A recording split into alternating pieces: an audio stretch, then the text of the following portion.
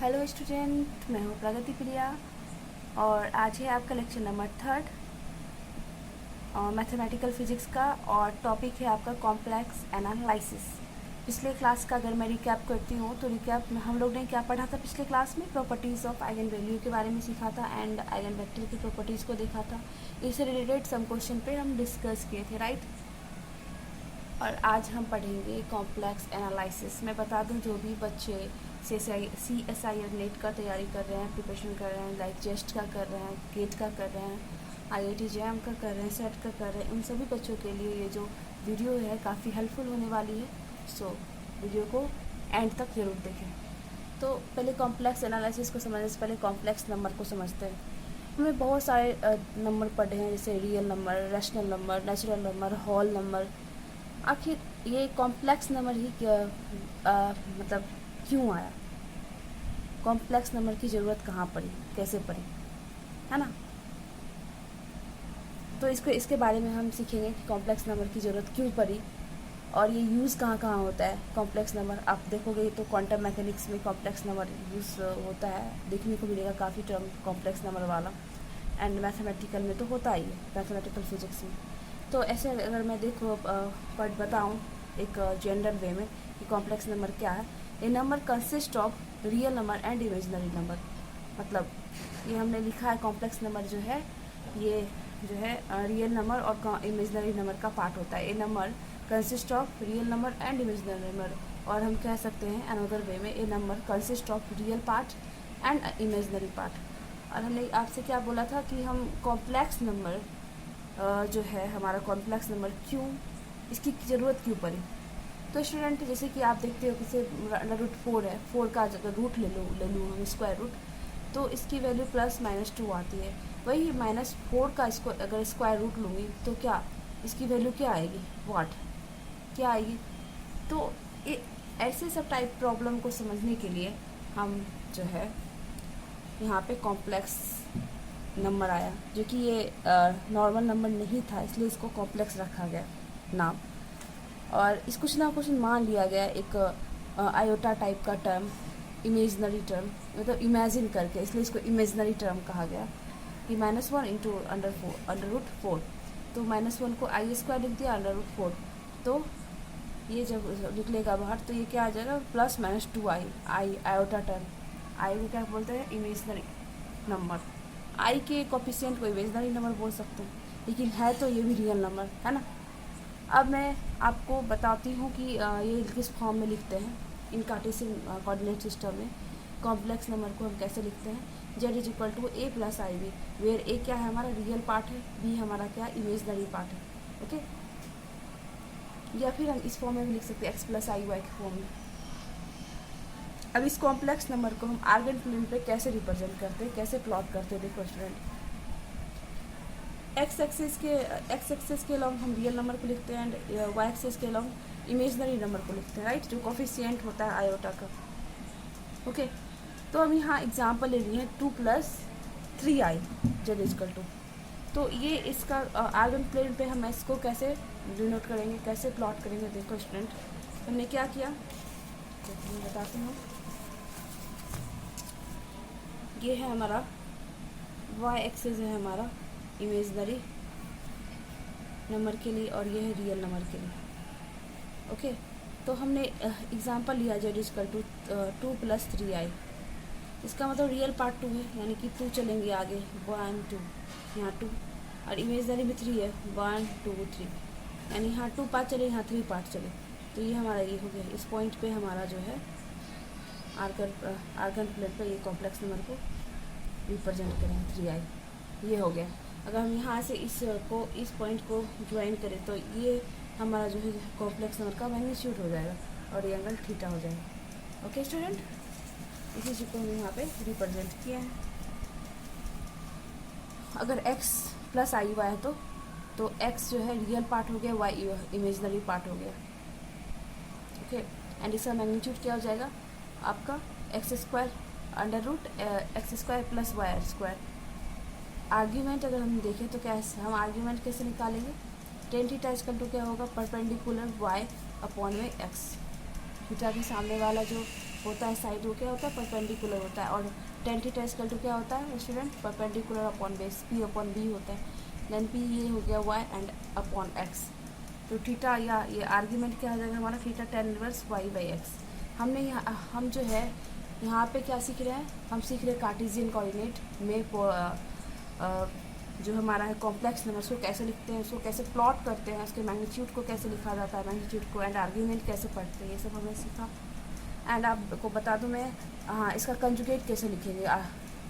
ये जेड बार जो है कंजुगेट को शो करता है, कंजुगेट ऑफ जेड, इसको हम लिखते हैं एक्स माइनस आई वाई। और पिछले क्लास में हमने पढ़ा था आइगन वैल्यू और आइगन फैक्टर के टाइम जो मैट्रिसेस हम सॉल्व कर रहे थे तो कंजुगेट के बारे में हमने बताया था कि जहाँ भी जिस टर्म में आयोटा यूज़ किया गया है अगर उसका मैं कंजुगेट लेती हूँ तो वो माइनस हो जाएगा। ओके स्टूडेंट, अब देखो जैसे कि इसका मैग्नीट्यूड Z1 प्लस Z2 है तो हम इसको इंडिविजुअल कर सकते हैं Z1 plus Z2, Z1 upon Z2 है तो ऊपर नीचे कर सकते हैं इसके मैग्नीट्यूड को इस तरह से। एंड आर्ग्यूमेंट अगर होगा तो आर्ग्यूमेंट Z1 माइनस Z2 होगा अगर डिवीज़न में है तो नंबर। ओके, इसके बारे में मैं आगे बताऊंगी नेक्स्ट क्लास में डिटेल से। अब स्टूडेंट हम सीखेंगे कि कॉम्प्लेक्स नंबर को हम पोलर फॉर्म में कैसे लिखेंगे। ओके, पोलर फॉर्म में कैसे लिखेंगे कॉम्प्लेक्स नंबर को, बहुत ही ईजी है लिखना, देखो आप ध्यान से। जेड इक्वल टू हम क्या लिखते हैं complex number equal to in Cartesian में एक्स प्लस आई वाई। अब यहाँ पे हम देखेंगे कि ये हमारा मैग्नीट्यूड है जेड, ठीक है, यहाँ से यहाँ तक का, और ये एंगल है हमारा, हम मान लिए एक्स और आई वाई को इस तरह से रिप्रेजेंट किए, ये एक्स रहा हमारा और ये जेड रहा, और एक्स तो एक्स इक्वल टू क्या होगा स्टूडेंट, ये वाला प्रोजेक्शन है तो x equal to mod z and cos theta हो जाएगा ना एक्स इक्वल टू। सो यहाँ पे अब हम वाई एक्सिस वाई की वैल्यू मैं कैसे निकालूंगी, ये प्लस नहीं है, ये कॉस थीटा है, एक्स की वैल्यू मैं तो बता दी है कि थीटा एंगल है ये, और इसका जो प्रोजेक्शन है हमारा तो इस कॉस थीटा होगा तो एक्स इक्वल टू हमारा mod z cos theta and y equal to आपका वो ये हो जाएगा, ये परपेंडिकुलर है ना तो मॉड जेड साइन थीटा। अब मैं क्या करूँगी एक्स और वाई की वैल्यू इसमें सब्स्टिट्यूट करूँगी यानी पुट करूँगी इस इक्वेशन में, इस फॉर्म इसमें रखूँगी तो क्या हो जाएगा देखो student, mod z plus cos theta plus i mod z sine theta. Mod z को मैं कॉमन ले ली और यहाँ पे क्या हो जाएगा cos theta plus i sine theta. तो आप देखोगे क्या ये तो हमारा मैग्नीट्यूड है ना, मैग्नीट्यूड है हमारा ये, और ये वाला जो टर्म है यूनिट वेक्टर है जो कि डायरेक्शन को बताता है। आप देखोगे कि यहाँ पे जो ये डायरेक्शन को बताता है ये मैग्नीट्यूड को बताता है।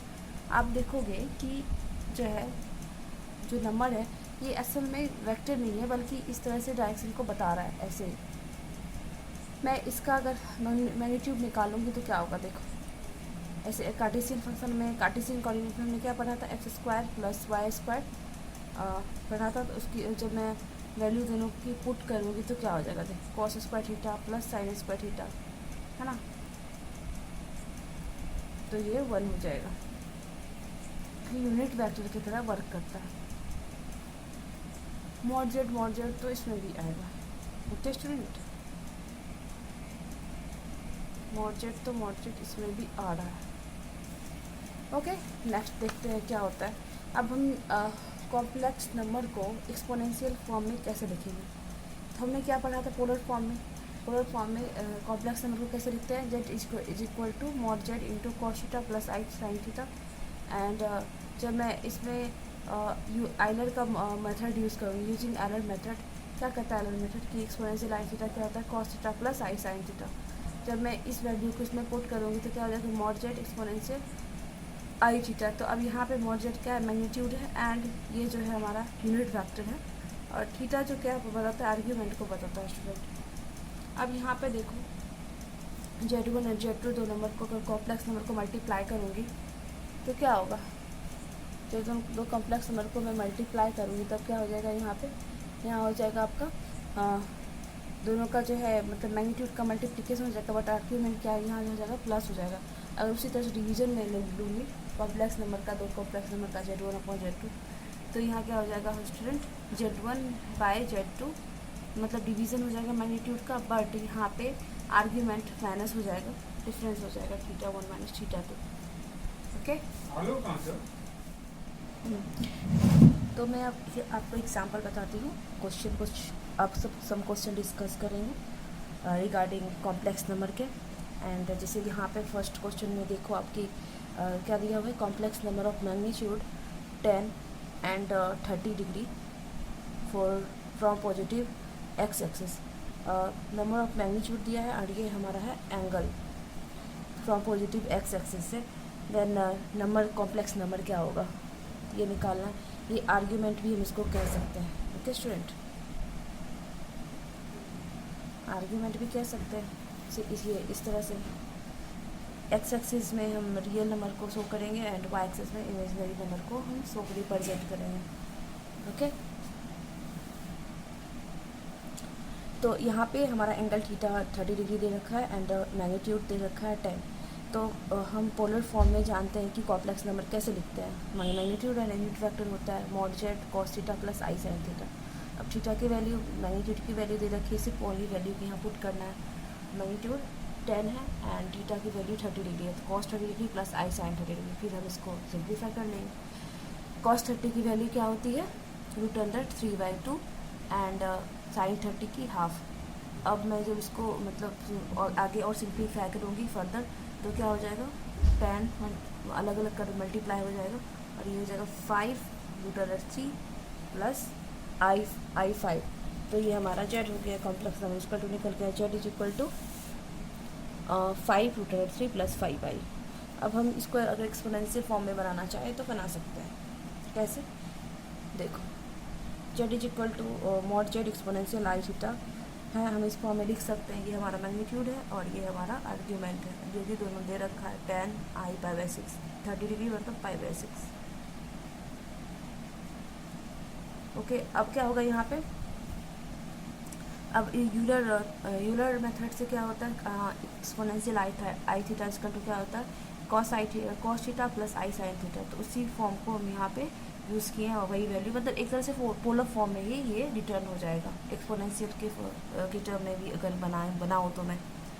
ओके, तो ये 10 और √3/2 प्लस आई हाफ 5, ये जब इसको सिंप्लीफाई करूँगी तो वही चल आ जाएगा वैल्यू 5√3 प्लस 5i। अब यहाँ पे इमेजनरी टर्म 5 है, तो देखो कि यहाँ पे देखो मैं यहाँ प्लॉट की हूँ ग्राफ, क्या है रियल टर्म क्या है 5√3, 1 2 3 4 5, ये 5√3 एंड इमेजनरी टर्म 5 है 1 2 3 4 5। तो यहाँ पे इस पॉइंट पे आएगा हमारा प्लॉट होगी कॉम्प्लेक्स नंबर, आर्गन प्लेन है ये हमारा। ओके, एंड नेक्स्ट क्वेश्चन देखते हैं स्टूडेंट, क्या है नेक्स्ट क्वेश्चन। नेक्स्ट क्वेश्चन है हमारा find the value of √i plus √-i। ये सारे PYQs हैं, JM के अंदर पूछे गए हैं क्वेश्चन, IIT JM के अंदर कुछ क्वेश्चन पूछे गए हैं।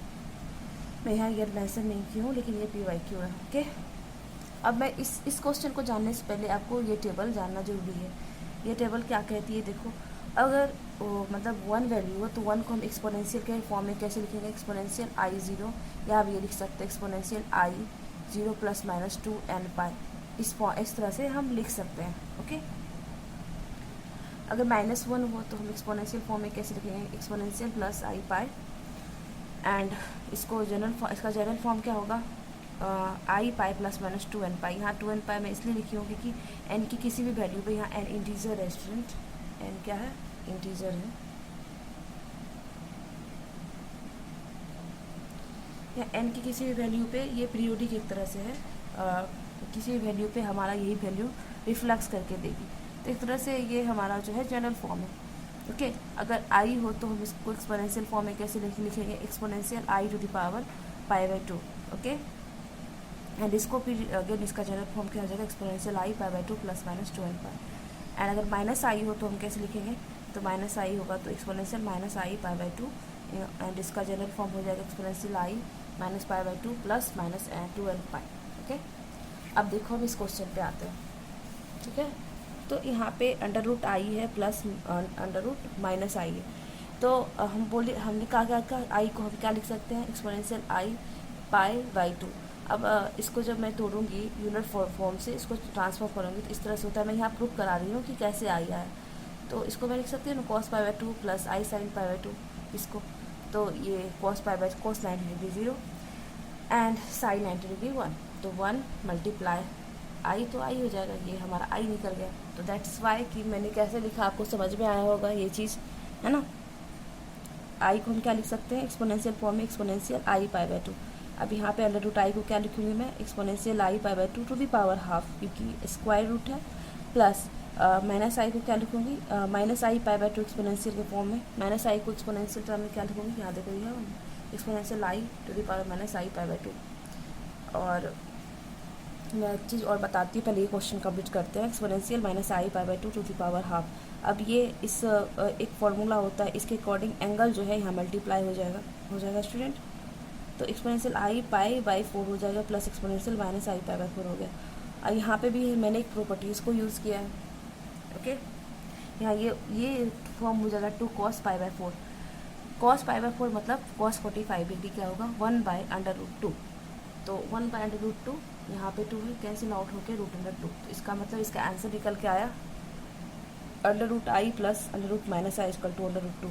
अब मैं इस फॉर्म को बताती हूँ कि ये 2 cos पाई बाई 4 कैसे आया। देखो student,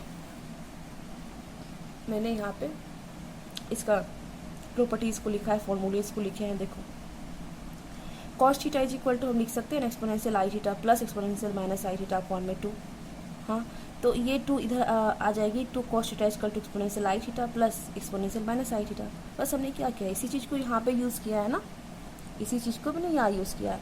exponential i pi by 4 plus exponential minus i by 4 को हम ये 2 cos pi by 4 degree simply and cos 45 degree 1 by root under 2 होता है। तो हमारा सिंपल से आंसर आ गया। अगर आप इसको कार्टेशियन फॉर्म में लिखते तो काफ़ी मतलब टाइम लग जाता है इस वैल्यू को निकालने में।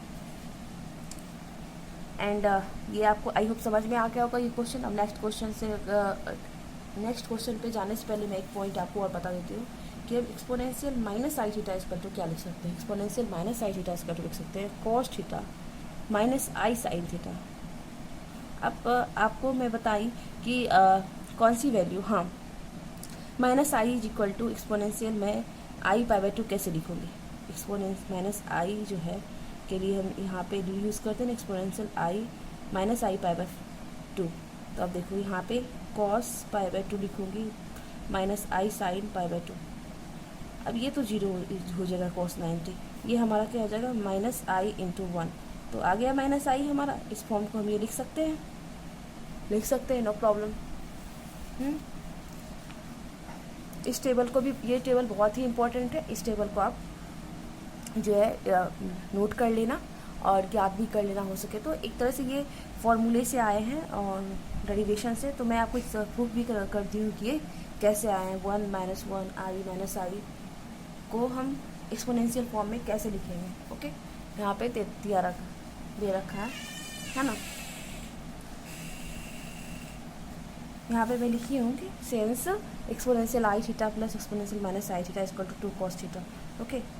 अब मैं नेक्स्ट क्वेश्चन पे जा रही हूँ। अब ये यहाँ पे एक और ग्राफ लेके आई हूँ आपके लिए कि अगर, है ना, अगर आपकी जेड की वैल्यू 1 है तो हम आर्गन प्लेन पे कैसे शो करेंगे जेड की वैल्यू 1। तो यहाँ पे ये रहा जेड की वैल्यू 1, यहाँ पे आयोटा वाली टर्म क्या है 0 है, तो इसलिए ये 1 ही रहा। और इसके बीच में जो एंगल सबटेंड हो रहा है वो 0 होगा। हाँ स्टूडेंट, एक और इम्पॉर्टेंट बात कि अगर कोई भी कॉम्प्लेक्स नंबर दे रखा है तो उसका हम आर्ग्यूमेंट बहुत ही ईजिली फाइंड कर सकते हैं थ्रू आर्गेंट प्लेन से। आर्गेंट प्लेन को के थ्रू हम जो है किसी भी कॉम्प्लेक्स नंबर को के आर्ग्यूमेंट को आर्गेंट प्लेन के थ्रू बहुत ही ईजिली फाइंड कर सकते हैं। अब देखो कि हाँ, अगर आई जेड की वैल्यू अगर आई है दे रखा हुआ है तो हम आर्गेंट प्लेन इसमें आर्ग्यूमेंट इसकी क्या होगी, इसकी आर्ग्यूमेंट तो 0 हो गई, राइट। अब अगर जेड इक्वल टू आई है तो हम आई को क्या लिख सकते हैं, रियल पार्ट तो 0 है और इमेजनरी पार्ट इंटू 1 है, तो यहाँ पे इस टर्म को होगा। एंड यहाँ मतलब कि पॉजिटिव से ये जो है ना जो एंगल सब्सटेंड करेगी तो क्या करेगी, एंगल 90 डिग्री, है ना।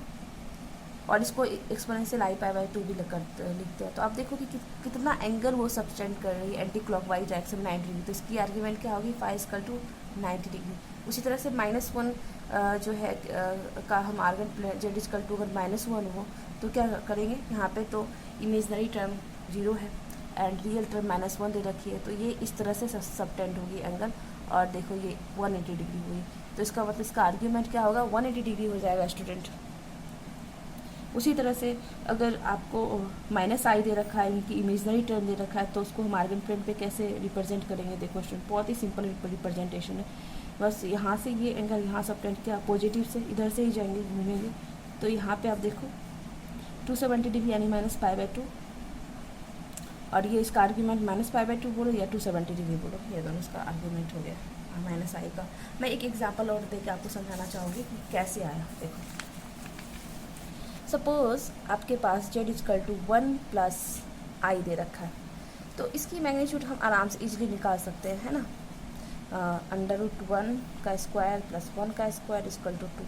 लेकिन अगर आर्ग्यूमेंट निकालना हो तो वो तो पता है फार्मूला tan θ = y/x होता है, तो यानी y ये इमेजनरी टर्म वाला पार्ट है, ये रियल टर्म वाला पार्ट है, ये तो मुझे पता है। लेकिन अगर मैं आर्गन प्लेन पे निकालूँ तो कैसे निकालूँगी, तो बहुत ही सिंपल है। ये रियल टर्म के लिए है, ये इमेजनरी टर्म के लिए। मैं इस कॉम्प्लेक्स नंबर को आर्गन प्लेन पे शो करना चाहूँ, रिप्रेजेंट करना चाहूँ, तो कैसे करूँगी। तो z=1, ये रियल पार्ट टर्म 1 है, तो रियल टर्म को मैं x एक्सिस पे डिनोट करती हूँ, तो ये 1 रहा। अब देखो ये इमेजनरी टर्म भी 1 है, तो ये चला कुछ, ये 1 है, यानी इस पॉइंट पे 1 + i आएगा इस पॉइंट पे। अब देखो कि ये एंगल कितना बना रही है इससे, ये काफ़ी मतलब ये तो 90 डिग्री का एंगल है इन दोनों के बीच में, 90 डिग्री पे, मतलब एक तरह से ये जो आर्गन प्लेन है, रियल और इमेजनरी टर्म एक दूसरे से 90 डिग्री पे है, और इसके बीचों बीच ये नंबर जा रही है 1 + i, तो इसका मतलब ये जो एंगल सबटेंड होगा ये 45 डिग्री का होगा। इसका मतलब आर्ग्यूमेंट हमारा जो है 45 डिग्री होगा। अब मैं इस फॉर्मूले के हिसाब से भी मैं आपको दिखा देती हूँ। tan θ = y/x, y यानी ये 1 और ये 1, तो tan θ = 1 हो गया। तो 1 tan θ में कब आता है, जब tan की वैल्यू 45 हो, यानी θ = 45 डिग्री हो जाएगा। दोनों तरह इस तरह से आपको मैंने दिखा दिया कि आर्ग्यूमेंट कैसे हम इजीली निकालते हैं आर्गन प्लेन के थ्रू, अदरवाइज फार्मूले से हम कैसे निकालते हैं। ओके, फार्मूले से तो हमें पता ही था, लेकिन हम आर्गन प्लेन पे कैसे आर्ग्यूमेंट को निकाल पाएंगे वो हमने देखा। ओके, हम नेक्स्ट क्वेश्चन पे चलते हैं स्टूडेंट। नेक्स्ट क्वेश्चन हमारा ये रहा, क्वेश्चन ये रहेगा 1 + i/1 - i, सॉल्व दिस। इसकी वैल्यू क्या होगी, the value of 1 + i/1 - i, solve this. ये भी क्वेश्चन शायद जेम में आया हुआ है, शायद नहीं, श्योरली जेम का क्वेश्चन है, IIT जेम का। ओके, तो देखो ये गिवन है मुझे कार्टेशियन कोऑर्डिनेट में। पहले मैं क्या करूँगी, कन्वर्ट करूँगी इसको पोलर फॉर्म में। पोलर फॉर्म में कन्वर्ट करने के लिए क्या होना चाहिए, एक मैग्नीट्यूड होना चाहिए एंड यूनिट वेक्टर होना चाहिए। उसके लिए मैं क्या करूँगी, इसका मतलब मैग्नीट्यूड निकालूंगी, वेक्टर दे रखा है, तो मैग्नीट्यूड कैसे निकालूंगी। हमने मान लिया यहाँ पे कि ये Z1 है, late Z1 = 1 + i and Z2 = 1 - i। तो Z1 का मैग्नीट्यूड क्या हो जाएगा स्टूडेंट, √1 का स्क्वायर + 1 का स्क्वायर, मतलब x² + y² है ना, 1 का स्क्वायर √2। Z2 का भी मैग्नीट्यूड सिमिलरली इतना ही होगा, √2 √2 या √2 बोलो, बात से। अगर यूनिट वेक्टर हम कैसे निकालते हैं, यूनिट वेक्टर हम निकालते हैं वेक्टर अपॉन में मैग्नीट्यूड, उसी वेक्टर का वेक्टर फॉर्म अपॉन में मैग्नीट्यूड। तो उस तरह से हमने यहाँ पे निकाला पोलर फॉर्म में। तो पहले यहाँ पे हमने क्या किया, इसको यूनिट वेक्टर में चेंज किया एंड देन मैग्नीट्यूड से डिवाइड किया, मैग्नीट्यूड से मल्टीप्लाई किया पोलर फॉर्म में लाने के लिए। पोलर फॉर्म में लाने के लिए क्या किया हमने, मैग्नीट्यूड से मल्टीप्लाई कर दिया, √2 × 1 + i/√2 अपॉन √2 1 - i√2। 2 ये कैंसिल आउट हो गया, √2 एंड यहाँ पे क्या बचा, मैं यहाँ उसको सेपरेट आउट कर ली, 1/√2 + i 1/√2 अपॉन में 1/√2 माइनस i 1/√2। अब मैं 1/√2 को क्या लिख सकती हूँ, कॉस में, cos π/4, क्योंकि cos 45 डिग्री का ये वैल्यू होता है and sin 40 obviously as well as sin 45 का भी यही वैल्यू होता है। तो 45 डिग्री को मैं π/4 लिख सकती हूँ। अब π/4 कैसे आया ये भी बता दूँ क्या मैं स्टूडेंट, π/4 कैसे आया मैं ये भी बताती हूँ। देखो पाई को मैं क्या लिख सकती हूँ, 180 डिग्री एंड 4 है, पाई बाय 4 है ना। इसी को अब ये काटो, 4 से काटो, 4 4 जा 16, यहाँ पे क्या कितना बचा 6 2 4 5 जा 50 20, तो ये हमारा 45 डिग्री हो गया ना। ये 45 डिग्री को मैं पाई बाय 4 लिख सकती हूँ। तो cos 45 degree plus i sine 5 pi by 45 degree या पाई बाय 4, और डिनोमिनेटर में भी यही हो जाएगा similarly cos pi by 4 minus, क्योंकि इसके बीच में साइन है, आई साइन पाई बाय 4। अब एक्सपोनेंशियल टर्म में क्या, कैसे मैं इसको ट्रांसफॉर्म करूँगी यूलर मेथड से। एक्सपोनेंशियल आई पाई बाय 4 हो जाएगा ये स्टूडेंट। ये एक्सपोनेंशियल आई थीटा का ही होता है ना formula, cos theta plus i sine theta. इसी तरह से exponential i pi by 4 equal to इतना होता है। तो मैं इसको इस फॉर्म में लिख सकती हूँ, exponential i pi by 4 upon में exponential minus i pi by 4। अब इसके आगे देखो स्टूडेंट क्या होता है, इसके आगे ये 1 plus i upon 1 minus i is equal to, अब वो नीचे में डिवीज़न वाला टर्म था माइनस, तो ऊपर ले आई तो ये प्लस आ गया, एक्सपोनेंशियल आई पाई बाय 4। अब ये दोनों एंगल जो है ऐड होगा, एंगल की बेस सेम है, तो exponential i exponential to the power i pi by 4 plus pi by 4 is equal to exponential i pi by 4, और बस ये pi by 4 plus pi by 4, ये पाई बाय 2 हो जाएगा, 4 एलसीएम आएगा, and pi plus pi 2 pi, and 2 2 cancel out होगी, पाई by 4। I pi by 2 की value क्या होगी, आई होगी। अभी जस्ट हमने एक टेबल से देखा था, देखो है ना, i exponential i pi by 2 equal to i है ना, तो हमारा निकल गया इसका answer 1 plus i upon 1 minus i is equal to i. Okay, अब हम नेक्स्ट क्वेश्चन पे चलते हैं स्टूडेंट। उससे पहले हम देखते हैं कि लॉग ऑफ कॉम्प्लेक्स नंबर क्या होगा। अगर लॉग के टर्म में कॉम्प्लेक्स नंबर दिया हो तो हम उसका आर्ग्यूमेंट कैसे निकालेंगे, एंड आर्ग्यूमेंट हम कैसे निकालेंगे, एंड मैग्नीट्यूड कैसे निकालेंगे। देखो student, log of complex number, log Z है तो उसका जो हमारा मैग्नीट्यूड होगा log mod z, and argument क्या होगा plus I R into argument. Okay student, अब क्वेश्चन करते हैं। क्वेश्चन क्या है हमारा, देखो क्वेश्चन नंबर 4 है, ए दे रखा है, a is equal to i to the power i है, तो इसकी वैल्यू क्या होगी। पहले हम क्या करते हैं, taking logarithmic logarithm for on both side we get, मतलब हम क्या करते हैं लॉगरिथम लॉग लगाते हैं दोनों साइड में, बेस ई के ln a plus is equal to ln i to the power i. Log की वैल्यू क्या, मतलब इस ये प्रॉपर्टी क्या होती है, log m to the power n क्या होता है, n log m। तो यहाँ पे मैंने वही प्रॉपर्टी को यूज़ किया है, तो क्या हो जाएगा यहाँ पे i log n, i log n, i है ना, ln i। अब ln i क्या, i को मैं क्या लिख सकती हूँ उस टेबल के according, exponential i pi by 2।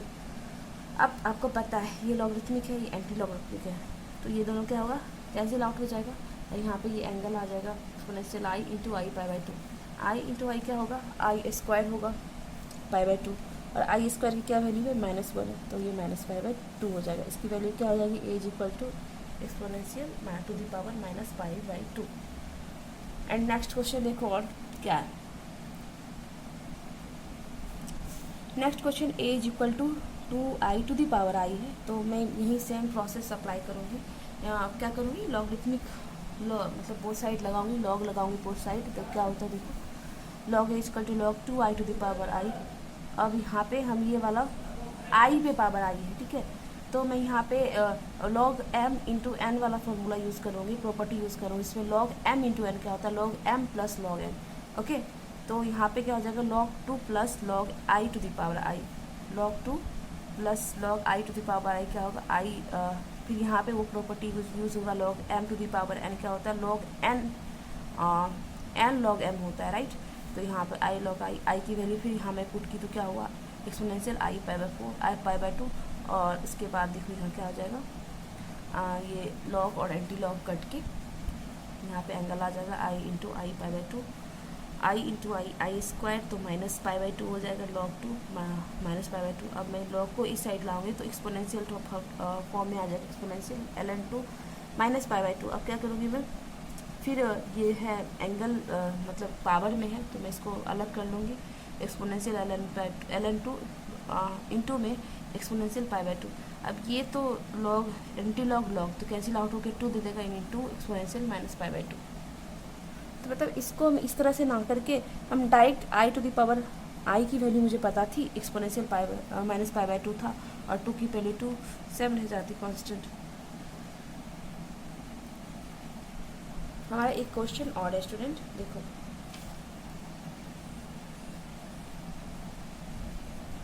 देखो ये क्वेश्चन लास्ट है, फिर मैं आपको बताऊंगी ये cube root of unity, cube root of unity को डिफाइन करेंगे, एंड कुछ क्वेश्चन होंगे उसको कुछ और भी प्रॉब्लम होंगे तो डिस्कस करेंगे। ओके, देखिए ये देखिए क्वेश्चन क्या है स्टूडेंट। ये क्वेश्चन है हमारा, ये भी शायद जैम में आया हुआ क्वेश्चन है। 1 plus √3 i to the power 100 find its real part. अब इसका रियल पार्ट फाइंड करने के लिए बोला जा रहा है, तो हम कैसे करेंगे? 100 पावर है, देखो स्टूडेंट 100 पावर है, तो ये क्या होगा -2 टू द पावर 99 इसकी आंसर होगी। लेकिन इससे पहले हम देख लेते हैं इसका सोल्यूशन क्या है। मैंने मान लिया यहाँ पे let z is equal to 1 minus √3i। Okay, पहले मैं इसका यूनिट वेक्टर निकालूंगी पोलर पहले मैं क्या करूँगी, पोलर फॉर्म में बदलने के लिए क्या करना पड़ेगा, फर्स्ट यूनिट क्या है, यूनिट वेक्टर निकालना होगा। तो यूनिट वेक्टर इसका क्या होगा, वेक्टर अपॉन में magnitude 1 minus √3 upon I upon into I upon में 1 का स्क्वायर 1 प्लस √3 का स्क्वायर 3, तो ये √4 हो जाएगा, और √4 तो हटाऊंगी इसका स्क्वायर रूट, तो ये 2 आ जाएगा। तो इसको सेपरेट आउट करूँगी तो क्या होगा, ये 1/2 माइनस √3/2i। अब कॉस में हाफ की वैल्यू कब आती है, कॉस में हाफ की वैल्यू आती है जब कॉस 60 डिग्री होता है, तब कॉस 60 डिग्री को हम क्या लिख सकते हैं, π/2 लिख सकते हैं, है ना। अब मुझे लिखेंगे पोलर फॉर्म में लिखना है, तो z इज इक्वल टू क्या होता है, मैग्नीट्यूड इंटू में यूनिट वेक्टर। तो मैंने लिखा यूनिट वेक्टर, है ना। ये 60 डिग्री को क्या लिख सकती हूँ, π/3, तो cos π/3 minus i sign π/3। Okay, अब z टू द पावर 100 मुझे करना है, z टू द पावर 100 यानी 2 टू द पावर 100 हो जाएगा 1 इसी को मैंने यहाँ लिख दिया है। अब देखो ये टू द पावर 100 है, तो ये एंगल जो है यहाँ पे मल्टीप्लाई हो सकता है, हमने पढ़ा था ये प्रॉपर्टी। अभी हम ये प्रॉपर्टी को और एक्सप्लेन करेंगे, देखना student. Okay, 2 to the power 100 and ये एंगल यहाँ पे आ जाएगा 100 π/3 माइनस आई साइन 100 π/3। अब मुझे पता है कि 2 का जो मल्टीपल होता है एंगल, उसके बाद जो है ना वैल्यू, वही वैल्यू रिफ्लेक्ट कर देता है। तो मैं यहाँ कर रही हूँ, तो कॉस को मैं लिखी हूँ, sorry cos equal to 32 π plus 4 π/3 करूँगी तो 100 π/3 ही आ जाएगा। तो ये देखो स्टूडेंट, कॉस 3 π और 32 π plus 4 π/3 and minus i sine 32 π plus 4 π/3, तो ये क्या हो जाएगा हमारा cos 4 π/3 हो जाएगा। ओके, और ये हमारा साइन 4 π/3, क्योंकि 2 π के इंटरवल पे चाहे यहाँ पे इंटीजर n भी, हाँ 2 π जो का मल्टीपल है, तो उस थीटा के साथ कुछ भी करते हैं, लाइक जैसे cos थीटा प्लस 2 π है, तो यहाँ पे cos थीटा ही आ जाता है। ठीक है, यानी ये पीरियड ही होता है 2 π। इंटरवल 2 π के मतलब 2 के जो मल्टीपल में कोई भी एंगल है और साथ में साथ वो एंगल को प्लस कर रहे हैं, तो वो सेम एंगल रिफ्लेक्ट करके देता है, यानी cos 4 π/3 आ जाएगा, इसका जो आ जाएगा माइनस साइन 4 π/3। एंड फिर अगेन फर्दर मैं इसको सॉल्व करूँगी। देखो स्टूडेंट, फर्दर जब मैं सॉल्व करूँगी तो देखो क्या आता है। यहाँ तक आया था हमारा ना, एंगल आ गया था, रिफ्लेक्स हो गया क्योंकि 2 π के इंटरवल में था। मैं इसको क्या करूँगी, पाई प्लस π/3, तो 4 π/3 आ जाएगा, साइन पाई प्लस π/3, तो ये भी 4 π/3 है। तो आप देखोगे कि ये थर्ड क्वाड्रेंट में आ रहा है। थर्ड क्वाड्रेंट में tan पॉजिटिव होता है and cos and sine all negative होता है, लेकिन tan कॉट पॉजिटिव होता है।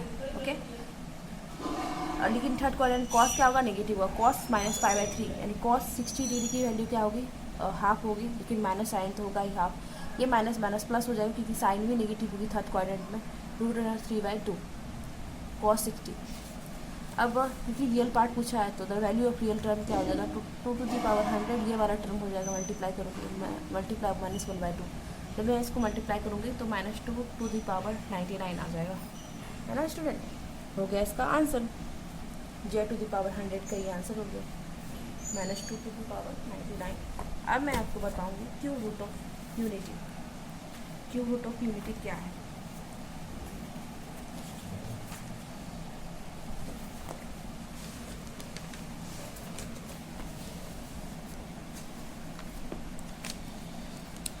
क्यूब रूट ऑफ यूनिटी क्या है, पहले इससे पहले मैं कुछ एग्जांपल लेके समझाई हूँ कि क्यूब रूट ऑफ यूनिटी। पहले जैसे कि ये इसमें इसका 2 रूट निकलता है, ये पॉलिनोमियल का, इसका क्या मतलब है मैं आगे बताऊँगी आपको। X square is equal to 1 है, तो इसकी जो वैल्यू होगी प्लस माइनस 1, यानी 2 रूट निकलेगी। अगर x cube is equal to 1 है तो इसकी तो 3 रूट निकलनी चाहिए, है ना, क्योंकि जितना पावर उतना मतलब रूट निकलता है, राइट।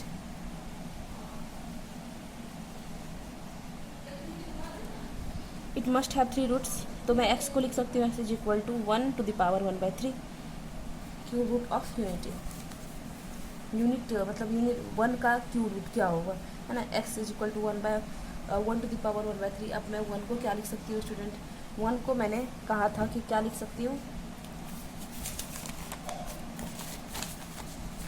1 को मैं लिख सकती हूँ एक्सपोनेंशियल के फॉर्म में, क्या, पाई/2।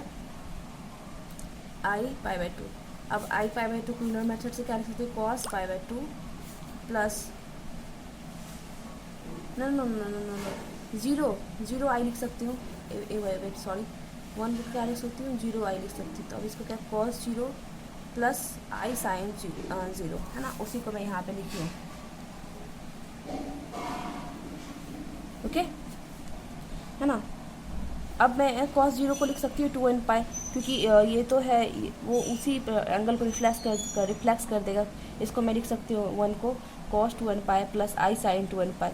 तो यहाँ पे 2n पाई तो यानी 0, तो 0 की वैल्यू 1, या इसकी वैल्यू 0 आ जाएगी, तो यहाँ 1 आ जाएगा इसकी वैल्यू। तो मैं इसको इस फॉर्म में लिख सकती हूँ, cos 2n pi plus i sin n to the power 1/3। अब एंगल तो डिवाइड 3 मल्टीप्लाई होगा इसके साथ, तो 2n pi plus i sin 2n pi. अब n क्या है हमारा, इंटीजर है, इंटीजर की वैल्यू 0 1 2 3, मतलब पॉजिटिव वैल्यू लूँगी और 0 लूँगी।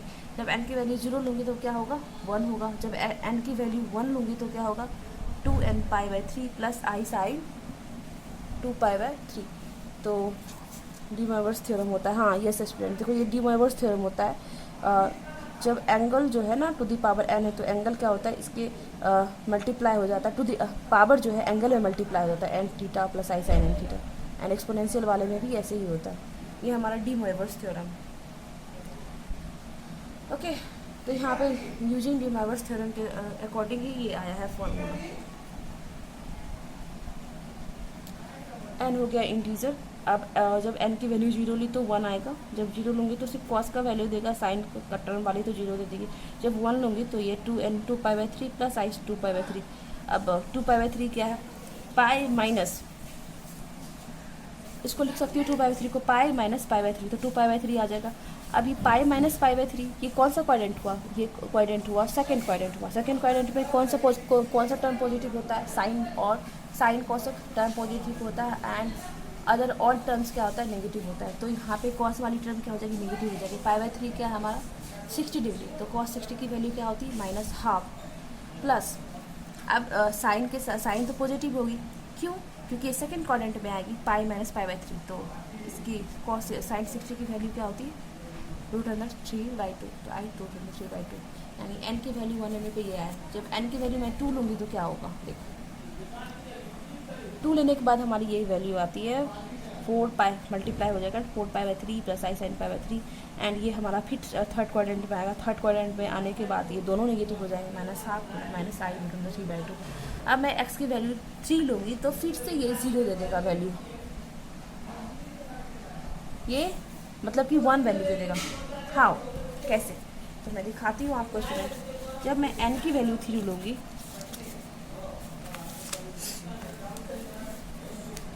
जब मैं n की वैल्यू 3 लूँगी तो क्या होगा, क्योंकि हमको यहाँ दे रखा है x इक्वल टू है ना, cos क्या है 3 इंटू पाई, क्या था 2 पाई ना, पाई/3 प्लस i साइन, n की वैल्यू मैं 3 रखी, 2 पाई/3, 3 3 कैंसिल आउट। तब ये वैल्यू cos 2 पाई की वैल्यू क्या देगी, 1 देगी, ये 0 देगी, यानी क्या x की वैल्यू फिर से 1 आ रही है, यानी रिपीटेशन होगा, फिर से रिपीटेशन होगा, होने होगा, ओके। इसलिए यहाँ पे 3 रूट हमारा निकल गया। कौन कौन सा, 1 -1/2 plus i √3/2 -½ plus i minus i √3/2। तो रूट की वैल्यू कितनी निकली, 1, ये है ना 3 रूट। मैंने यहाँ पे एज्यूम कर लिया कि 1 ये ओमेगा स्क्वायर, या इसको इंटरचेंज भी कर सकते हो, लेकिन 1 को 1 ही लिखोगे। तो ये हमारा 3 रूट आया, cube root of unity complex number. Okay, और ये हमारा यूज़ बहुत जगह होने वाला है। अब जब ओमेगा क्यू करते हो, यानी कि तीनों को मल्टीप्लाई करते हो, तो ये देखो मल्टीप्लाई करोगे तो क्या होगा, ये 1 आएगा। 1 कैसे आएगा 1, आप मल्टीप्लाई करके आप चेक कर लेना। ओके, जब मल्टीप्लाई करोगे तो ये वाला 1 तो है 1 का, ये 1 ही दे देगा। ये वह ए स्क्वायर माइनस, मतलब ए माइनस बी का हो, ए माइनस बी इंटू ए प्लस बी क्या होता है, ए स्क्वायर माइनस बी ए स्क्वायर वाला फॉर्मूला यूज़ करना, तो आपका निकल जाएगा। ये मैंने प्लस 1/4 आएगा, एंड ये आएगा, हाँ ये माइनस 1/4 आएगा, और ये 1, सॉरी दोनों प्लस 1/4 और प्लस 1/4 करके 1 आएगा सर। 3/2, 3/4 तो 1 आ जाएगा। आप देख लेना, इसे 2 पॉइंट निकल के आता है, देखिए हाँ 2 पॉइंट निकल के आता है। देखो omega cube is equal to 1, and जब इस सबको ऐड करोगे तो ये 0 के बराबर आ जाएगा। देखो हमने ऐड किया सब, तो ये सारा जो नेगेटिव पॉजिटिव टर्म है कैंसिल आउट होके यहाँ पे 0 वैल्यू दे दिया। ओके, अब यहाँ पे तो हाँ जब n इक्वल टू 3 लेके मैं देखी तो 1 आ गया ना फिर से। अब देखो अगर जो n की मतलब 4th रूट करेंगे तो क्या होगा, तो वही फार्मूला यूज़ करके हमें इतना वैल्यू ये सब देखने को मिलेगी। 1 आई इंटीजर जो है n की वैल्यू 0 1 2 3 कंसीडर करने के बाद जो है हमें ये वैल्यू निकल के आएगी आई 1 आई माइनस आई माइनस 1 माइनस आई। देखो ये 1/2 अगर है तो वही फार्मूला यूज़ करेंगे, n की वैल्यू 0 1 करके देखेंगे तो क्या होगा, +1 -1। ओके स्टूडेंट,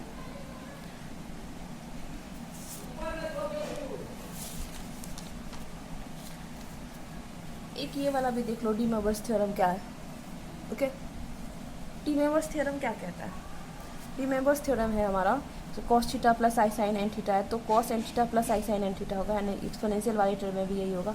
जब इनटू में है तो एंगल ऐड हो जाएगा, एंड इस फॉर्म में है तो इस फॉर्म में भी एंगल ऐड होगा, cos theta 1 plus theta 2 I sine theta 1 plus theta 2, and इसको मैं ये भी लिख सकती हूँ CIS सिस थीटा 1 सिस थीटा 2, तो सिस थीटा 1 प्लस थीटा 2।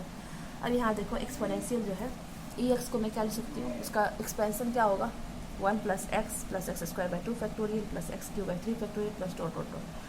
और इस तरह से आई थीटा का क्या हो जाएगा, ये हो जाएगा x की जगह पे मैंने क्या किया, आई थीटा पुट किया की हूँ, एंड देन जब आई स्क्वायर की वैल्यू -1 तो ये फॉर्म में आए। जब मैं इसको सेपरेट आउट करूँगी इमेजनरी और रियल टर्म को, तो क्या हो जाएगा, देखो separate out real and imaginary term 1 minus theta square by 2 factorial plus theta 4/4 factorial plus dot dot dot है प्लस आई, ये अब theta minus theta cube by 3 factorial plus theta 5 to the power 5 factorial minus dot dot dot. आपको ये expansion कुछ समझ में आ रहा होगा कि ये किस चीज़ का एक्सपेंसन है। ये हमारा कॉस थीटा का है, ये साइन थीटा का है, ये इवन फंक्शन होता है, ये ऑड फंक्शन होता है। तो हमारा आ गया जेड इज इक्वल टू क्या है, cos theta plus i sine theta का लिख सकते हैं exponential i theta, and exponential minus i theta क्या लिख सकते हैं, cos theta minus i sine theta. और ये सारे वैल्यूज़ मैंने आपको बताई हैं। ओके, साइन थीटा किस फॉर्म में लिख सकते हैं, कॉस हाइपरबोलिक है तो हाइपरबोलिक को हम कैसे लिखते हैं, कॉस हाइपरबोलिक एक्स को लिखते हैं e⁻x plus e⁻−x/2, and sign hyperbolic x को लिखते हैं e⁻x माइनस e⁻−x/2। यहाँ पे आयोटा टर्म नहीं आता है। ओके, ये टेबल आपको मैंने बताई हूँ आपको टेबल, एंड टेन थीटा को इस फॉर्म में लिखते हैं।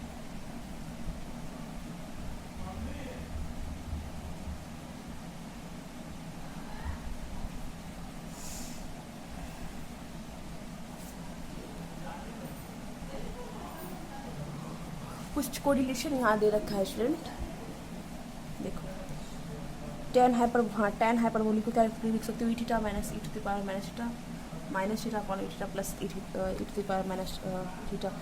कोरिलेशन क्या है, cos थीटा इक्वल टू ये होता है। अब मैं हाइपरबोलिक में लिखना चाहूँ तो कैसे लिखूँगी, थीटा को सिर्फ क्या करूँगी मैं IX में ट्रांसफॉर्म कर दूँगी, तो क्या होगा, cos IX is equal to exponential -x, यहाँ पे IX करूँगी तो नहीं होगा, आई क्या हो जाएगा, आई स्क्वायर माइनस वन, तो माइनस एक्स, ये माइनस माइनस प्लस हो जाएगा, x to the power x one two, ये कॉस हाइपरबोलिक एक्स है, यानी cos hyperbolic x equal to cos i x हो गया, है ना। अब साइन थीटा को क्या करूँगी, साइन थीटा की ये फार्मूला होती है एक्सपोनेंशियल टर्म में e to the power i theta minus e to the power minus i theta upon में 2i, एंड यहाँ पे theta equal to minus i x करूँगी तो सॉरी आई एक्स करूँगी तो क्या हो जाएगा, sine i x equal to यहाँ पे माइनस एक्स हो जाएगा, exponent minus e to the power x and 2i हो जाएगा, है ना स्टूडेंट। अब मैं यहाँ आई मल्टीप्लाई करूँगी तो क्या हो जाएगा, ऊपर आई साइन हाइपरबोलिक एक्स आ गया, यानी sine i x equal to i sine hyperbolic x आया। उसी तरह से इंटरचेंज इस तरह से ये भी आया, है ना। कॉस हाइपरबोलिक एक्स को अगर मैं आई थीटा फॉर्म में लिखूँ तो कैसे लिखे, इस तरह से।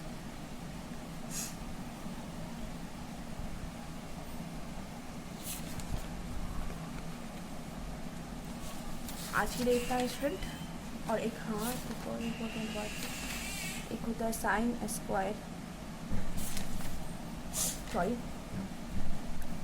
Cos square hyperbolic x minus sine square hyperbolic x equal to होता है इम्पोर्टेंट रिजल्ट। आई होप आपको ये जो आज का लेक्चर है काफ़ी इम्पोर्टेंट लगा होगा, समझ में आया होगा। अगर किसी भी तरह का कोई भी प्रॉब्लम है तो आप डाउट है तो आप फ्री टू आस्क, मतलब फ्रीली पूछ सकते हैं कमेंट सेक्शन में, जो भी आपको एनी डाउट हो तो आप पूछ सकते हैं कमेंट सेक्शन में। एंड नेक्स्ट क्लास में मैं आपको पढ़ाऊँगी एनालिटिकल फंक्शन के बारे में, okay. Analytic function and Cauchy Riemann equation, कौन से फंक्शन एनालिटिक है कौन से नहीं है, इन सब के बारे में बताऊँगी। एंड आज के लिए इतना ही। Till then happy and bye bye, happy and bye, have a good day. I hope आपको ये लेक्चर बहुत ही अच्छा लगा होगा। वीडियो को लाइक एंड सब्सक्राइब करें एंड दोस्तों के साथ ज़रूर शेयर करें। अगर कोई भी किसी भी तरह का डाउट अगर हो आपको तो आप जो है डाउट सेक्शन में पूछ सकते हैं। Thank you for watching.